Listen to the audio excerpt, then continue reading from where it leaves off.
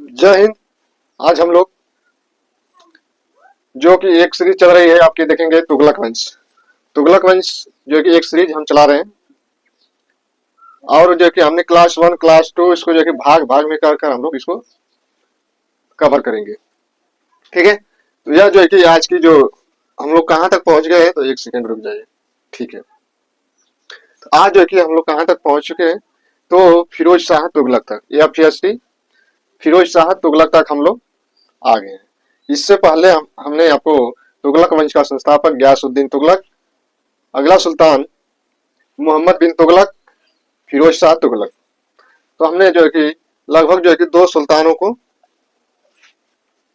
इस पर वीडियो बना दिए है। आप चाहें तो जाकर देख सकते हैं। कोई भी किसी भी आपकी जो है कि एग्जाम की तैयारी कर रहे हैं, यदि आप उतना देख लेंगे, उतना हमारा जो चला है आपका उसको देख लेंगे, तो उसमें जो है कि सारी चीजें जो है कि कवर करने की जो है कि कोशिश की गई, ताकि उसमें सारा मटेरियल आ जाए आपका, जो कि उतना से आपका क्या आ जाए, काम चल जाए। तो आइए इसमें देखते हैं हम लोग फिरोज शाह तुगलक, जिससे हम लोग 60 नाम जो है कि 60 नाम का यूज कर रहे हैं, या फीएसटी फिरोज शाह तुगलक।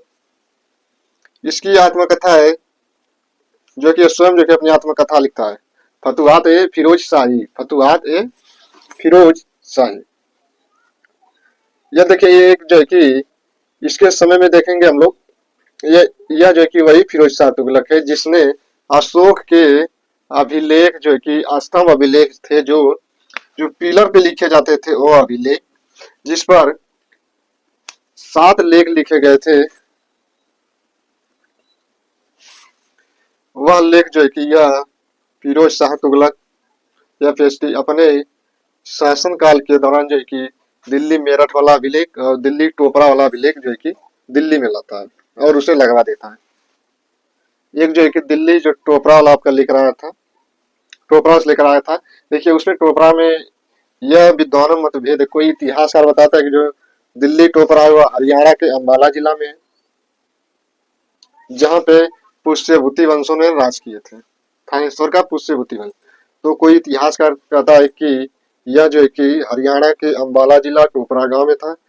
कुछ कुछ इतिहासकार यह मानते हैं कि यह सहारनपुर, उत्तर प्रदेश का एक जिला है सहारनपुर, जो कि वहां से जहाँ पे खिजराबाद आपका पड़ता है, वह जो कि सहारनपुर से लेकर गया था। इससे ज्यादा आपको कंफ्यूज नहीं होना है। ठीक, केवल आपसे प्रश्न यही बनेगा कि वह कौन शासक था जो मध्यकाल में था। उसने जो फिरोज शाह वह कौन शासक था जिसने अशोक के अभिलेख को मेरठ और मेरठ से दिल्ली लाया था। एक और था टोपरा वाला, वो भी आपका दिल्ली ले गया था। अच्छा, ये हो गया आपका अभिलेख, ये फिरोज शाह तुगलक। यह जो है कि वही फिरोज शाह तुगलक है जिसने यह अभिलेख तो ले जाता है, मेरठ वाला लेकर गया 1750 में। ठीक, 1750 में जो है कि उसे लेकर गया, लेकिन उसको वह जो अभिलेख है मेरठ वाला, उसे खोजने का काम कौन करते हैं, तो टी फेनथेलर जो है कि अशोक के जो आस्थम व लेख थे उसे जो है कि खोजने का काम कोई किए थे, तो टी फेनथेलर ने 1750 में जो है कि इसे खोज दिया गया था।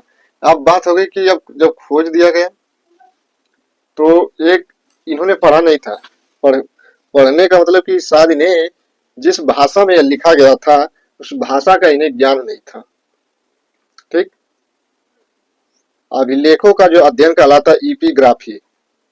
इपिग्राफी जो है कि क्या कहलाता है, इसमें हम लोग अब अभिलेखों का अध्ययन करते हैं। कौन से अभिलेख किस भाषा में, अरामेइक है, यूनानी भाषा है, ठीक, ब्राह्मी भाषा है, किस भाषा में लिखी गई है, तो उसका अध्ययन हम लोग एक जो है कि इपिग्राफी, उसमें हम लोग अध्ययन कर लेते हैं। तो जब दिल्ली टोपरा से जब दिल्ली ले गया था फिरोज शाह तुगलक, तो उसी स्तंभ अभिलेख को जो कि पढ़ा गया है, और पढ़ने का जो काम करते हैं जेम्स प्रिंसेप 1837 में, लगभग जो है कि 70 साल के बाद जो है कि इसे पढ़ा गया। 70 लगभग जो है कि 80 के पास में देखेंगे तो पढ़ा गया। इतना साल के बाद जो है कि वो अभी दिल्ली टोपरा वाले अभिलेख को पढ़ा जाता है। उसमें अशोक ने क्या अपने प्रशासन के बारे में ब्यौरा लिखा था प्रजा के हित के लिए। यह सारी जो है कि व्यवस्था अभिलेख में लिखाई जाती है। अभिलेख लिखने की जो प्रथा शुरू हुई, ये तो अशोक के समय ही हुई थी। भाई अशोक ने ही जो है कि शिलालेख, स्तंभ लेख, गुहा लेख लिखवाना शुरू करता है। चलिए देखिए, हो गया आपका शिलालेख, हो गया ना। देखिए अब ये फिरोज शाह तुगलक जो है कि श्रमिकों के लिए और दासों के लिए इसने दीवान ए बंदगाह जो है कि इसने एक विवाह बनवाया, और स्त्रियों, अनाथ स्त्रियों और विधवा महिलाओं के लिए भी जो है कि फिरोज शाह तुगलक ने जो है कि अच्छा कार्य किया था। उनके लिए जो है कि दीवान एक खैरात विभाग जो है कि फिरोज शाह तुगलक ने बनवाया। और दासों और श्रमिकों के लिए, गुलामों के लिए जो है कि इसने, इसके समय में 1,80,000 गुलाम थे। 1,00,000, एक मिनट, ठीक, तो 1,00,000 जो है कि 80,000 इसके पास गुलाम थे फिरोज शाह तुगलक के। कितने गुलाम थे? 1,80,000। तो उनके लिए जो है कि एक विभाग बनवाया जिसका नाम था दीवान ए बंदगाह। दीवान ए बंदगाह जो है कि फिरोज शाह तुगलक ने यह जो है कि विभाग बनवाया था। उन्हें वेतन भी देता था, भत्ता भी देता था, उनसे जो है कि काम भी करवाता था, प्रशिक्षण भी दिया करता था उन्हें। किसी युद्ध में लेकर जाना होता तो वो लेकर चला जाता था, क्योंकि भाई प्रशिक्षण दिया गया उन्हें। ठीक, ये जो है कि फिरोज शाह तुगलक था। फिरोज शाह तुगलक जो है कि इसने, हाँ इसकी अब देख लेते हैं कि धार्मिक नीति कैसी थी। फिरोज शाह तुगलक की धार्मिक नीति हमने देखा, और गयासुद्दीन तुगलक की धार्मिक नीति, और मोहम्मद बिन तुगलक की जो है कि देखा हम लोगों ने। ठीक, और जो है कि इसकी जो धार्मिक नीति थी, यह किसी धर्म को जल्दी नहीं मानता था, ये मानता था केवल किसी को। तो सबसे जो है कि ज्यादा इसके समय में देखेंगे, हाँ यहाँ पे देखिए, इसने मंदिर को भी नष्ट कराया था आपका, जिसमें बनारस का था और नागरकोट का जो मंदिर था उसे यह जो कि नष्ट करवा दिया था। इसने शरिया कानून को राज्य का शासन आधार बनाकर जो कि शासन करता है, और इस्लामी नीति का जो कि इस्लाम का यह सबसे ज्यादा समर्थन करता था। इस्लामी परंपरा, इस्लामी जो नीतियां थी उनके जो है कि अनुसार अपने साम्राज्य का प्रशासन चलाता था। इसने दिल्ली सल्तनत का यह पहला सुल्तान है जिसने अपने आप को स्वयं को नायब खलीफा घोषित किया था। नायब खलीफा घोषित किया स्वयं को। सुल्तान जो कि यह दिल्ली सल्तनत का आदर्श सुल्तान था, ऐसा इतिहासकार एक बोलते हैं जिसका नाम है बर्नी। बर्नी इतिहासकार है जिसने बोला है कि यह दिल्ली सल्तनत का आदर्श सुल्तान था कोई, तो फिरोज शाह तुगलक था। यह यस, ठीक, ठीक। तो आपको समझ में आ रही होगी, समझ में आएगा भी, 2-4 बार देख लेंगे तो आ जाएगा, ऐसी कोई बात नहीं है कि नहीं आएगा, आ जाएगा। थोड़ा सा धैर्य रखेंगे, आत्मनिर्भर बनिए, और अपने ज्ञान की जो कि आत्मनिर्भरता के अनुसार जो कि आप आगे बढ़िए। सेल्फ स्टडी अच्छी है, बस उसमें क्या लगेगा, सेल्फ स्टडी में आपका वक्त लगता है, और आपका किसी चैनल के माध्यम से तैयारी करेंगे या किसी संस्था के माध्यम से जाकर तैयारी करते हैं तो उसमें जो है कि समय कम लगेगा।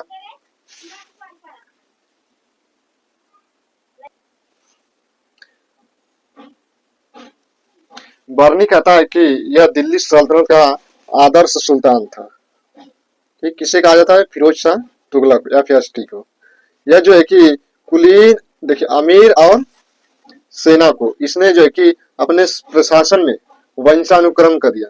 मतलब यह कि जो सेना में भर्ती है उसी के वंश को जो है कि सेना में भर्ती किया जाएगा। और इसने एक और परंपरा लागू कर दिया, वंशानुगत जो है कि जिसके अमीर जो है कि प्रशासन में है तो उन्हीं को जो है कि प्रशासन में नियुक्ति होगी भैया। तो देखिए वंशानुक्रम इसने सिद्धांत को लागू कर दिया।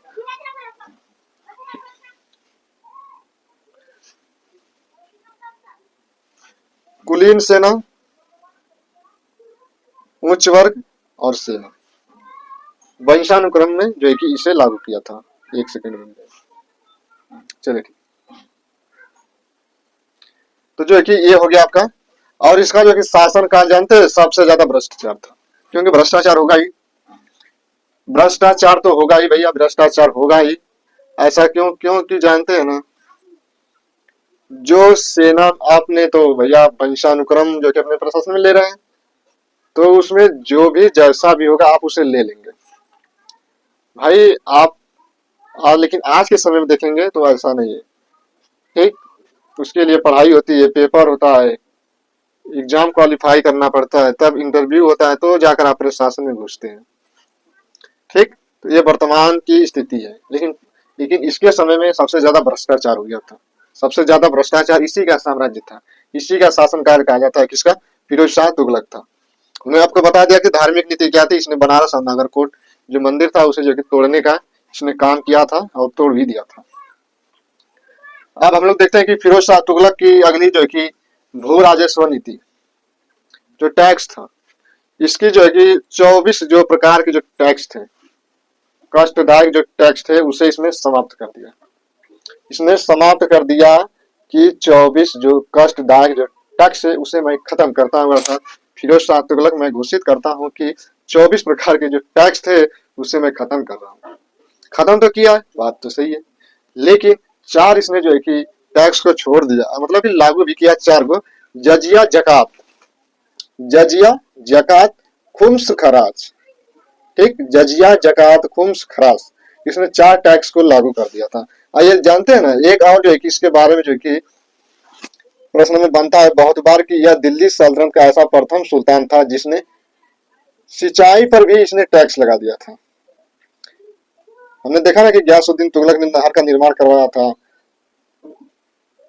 फिर इसके बाद हमने मोहम्मद बिन तुगलक को देखा, उसने कृषि के लिए जो है कि एक विभाग बनवाता है, जिसका वह विभाग था आपका दीवान है। यह जो विभाग बनवाता है मोहम्मद बिन तुगलक जो है कि दीवान ए, जिसका एक विभाग है वो याद नहीं आ रहा है, ठीक है, उसको अभी बता रहे हैं आपको। आप भी जो कि जानते हैं तो थोड़ा सा कमेंट कर दीजिए, थोड़ा सा सहायता मिल जाएगी। और अपने आप को भी थोड़ा सा जांच लीजिए, चेक कर लीजिए, ठीक। तो इसने जो है कि 24 प्रकार के टैक्स को समाप्त कर दिया भैया, लेकिन 4 प्रकार के टैक्स को लागू कर देता है। खराज, खुम्स, जजिया, जकात। जो खराज और जजिया था, खराज और जजिया, यह जो है कि गैर मुसलमानों से लिया जाता था। भारतीय मुसलमान नहीं थे, तो वह गैर मुसलमान थे जो है कि उनसे यह खराज और जजिया, खराज और जजिया, ये जो 2 टैक्स जो है कि फिरोज शाह तुगलक ने इसे लागू किया था तो गैर मुसलमानों को। बाकी खुम्स और जकात ये मुसलमानों पर जो है कि लागू हुआ था, ठीक।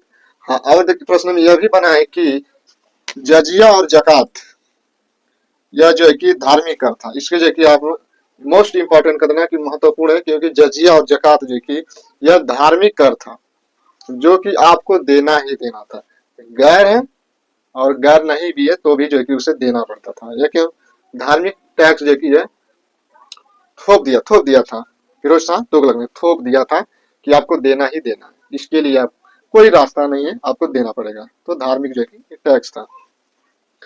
और हमने बता दिया आपको कि यह सिंचाई पर जो है कि दिल्ली सल्तनत का यह प्रथम सुल्तान है जिसने सिंचाई पर जो है कि टैक्स लिया था। सिंचाई पर भी इसने टैक्स लगा दिया था। इसने दीवान ए बंदगा जो कि विभाग बनवाया था श्रमिकों और गुलामों की देखभाल करने के लिए।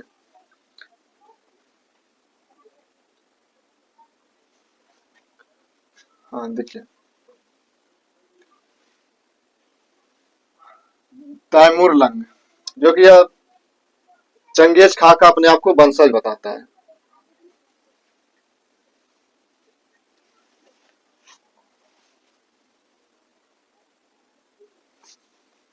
चलिए ठीक है, तो देखिए यहाँ पर हम थे ना कि तैमूर लंग यह जो है कि अपने आप को चंगेज खा का वंशज बताता है। अरे चंगेज खा वही जो बड़ा खतरनाक था, चंगेज खा, उसी का जो है कि ये कहता है कि मैं उसी का वंशज हूँ। तैमूर लंग पैर से लंगड़ा था।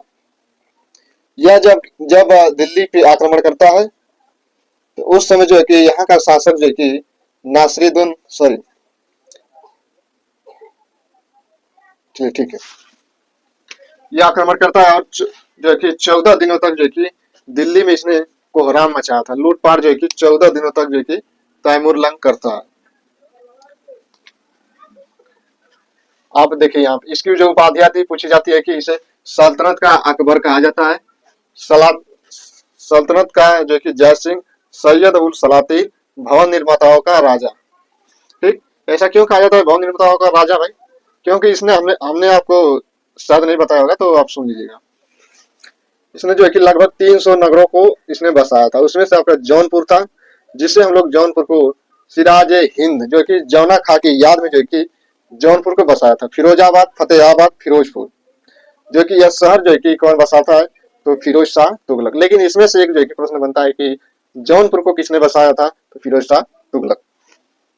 ठीक, फिरोज शाह तुगलक जिससे हम लोग सिराज ए हिंद के नाम से जानते हैं, इसीलिए इसे कहा जाता है कि भवन निर्माताओं का राजा। इसके पिता रजत, ये जो है कि आप देख रहे हैं फिरोज शाह तुगलक। खुम्स, खराज, जकात, जजिया, यह जो कि 4 टैक्स को लागू किया था तो फिरोज शाह तुगलक ने। तो यह जो कि फिरोज शाह तुगलक भी खत्म हो गए। जो अब अगला वंश चलेगा हमारा सैयद वंश। सैयद वंश पर हम लोग जब चर्चा करेंगे तो अगले जो टॉपिक है नेक्स्ट टॉपिक पे हम लोग चर्चा करेंगे। नेक्स्ट हमारा जो क्लास चलेगा वह है आपका सैयद वंश। सैयद वंश में हम लोग देखेंगे खिजर खां। खिजर खां जो कि दौलत खान लोधी को हटाकर जो है कि खिजर खां जो है कि बैठेगा गद्दी पे और सैयद वंश का जो है कि वह स्थापित कर देगा, नया वंश चले जाएगा। तो यह जो कि हमने 3-4 जो कि भाग में तुगलक वंश को जो है कि कंप्लीट कर लिया। यदि आपने नहीं देखा होगा तो आप जाकर जो है कि वो हमारी जो पिछली जो क्लास चली थी आप जाकर उसको देख सकते हैं। और उसमें मैंने बेहतरीन आपको इतने अच्छे ढंग से जो है कि सारे मैटर मैंने आपको उसमें दे दिया है। आप उसको 2-3 बार में देख लेंगे ना तो पक्का जो है कि उससे बाहर नहीं आएगा।